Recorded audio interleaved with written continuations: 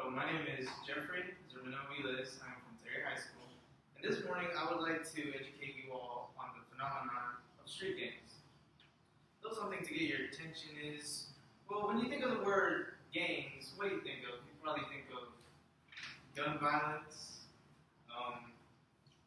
someone getting arrested maybe, or even some graffiti on a wall stating territory. Well, honestly, that is not the only thing that you can think of. Also, you can think of cities like New York, Los Angeles, Chicago, or maybe even Atlanta. But the thing we don't really realize is that most of these gangs are here, but not only here. There's also gangs in other parts of the world. Like take for example, the United Kingdom, most of Asia, India, China, Japan even. And most of the Americas, is very known to be gangs also.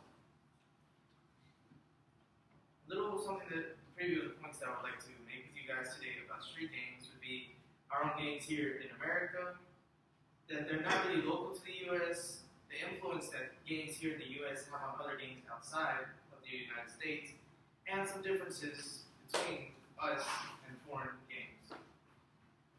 Now, when it comes to American gangs, their structure is very clear. You know who is the leader of the gang. You can say a name and they will tell you that that person is the head of the whole operation. And it is hierarchy, which means there is someone like next in line to be the leader of this organization. Let's take, for example, if this man were the leader of maybe a drug dealing cartel of sorts, there is probably someone, and guaranteed to be someone, that will take his place once he is arrested or killed or something happens to where he can no longer be the leader. And also, these gangs are composed mainly of teenagers, youth, not many people of old age or seniors, citizens of type. For example, 85% of these gangs are composed of youth of color, like Hispanics, African Americans, Asians, etc. And 55% of these gangs are composed by Hispanic Americans or Hispanic Latinos, and 36% of these gangs are composed of African Americans, mostly teenagers or early 20s, late 20s, and the rest are either of non-color or other races.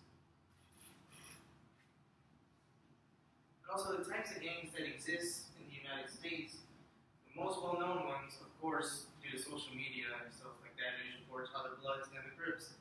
As we can appreciate on this graph, these are the most well-known ones. And then maybe on the side you have the Latin Kings and other gangs that are not as popular or not as well-known. Like for example, those that are not of color are most likely known as punks, like the white gangs, to be known as white supremacist groups, punks, stoners, and sorts. And also, these gangs are not just local to the United States. You can find them in many parts of the world, in places you might not even think there are gangs.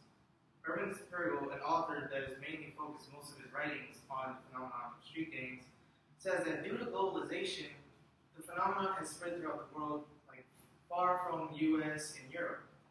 Which means it's like social media, news reports, maybe people traveling through have helped this phenomenon spread throughout the world. And they're present in different ways. They're not, maybe you see the Crips here, but maybe in India there's like a different representation or manifestation of what the gang looks like. And also, the gangs here in the United States have influence on those other gangs. They may not be significant as some or just small. And let's take, for example, that the U.S. deports many criminals back to their own country, right? And well, what the authorities don't know is that maybe this criminal has knowledge that is very useful for gangs in the other country, in the foreign country. Let's take, for example, this man. As you can see, he's being arrested for maybe a felony, drug use, maybe having a firearm illegally or of sorts. And maybe he wasn't even here in this country legally, so he gets sent back to, let's say, Mexico. And what the authorities don't know is that maybe that man knows where to supply those gangs, so where to get guns to supply certain gangs, maybe how to make a new strain of drugs or something like that sort. And also, that member could also make an alliance with the foreign gang and the gang in the U.S., and that way make a stronger connection and therefore make their operations more widespread. But that is on another issue.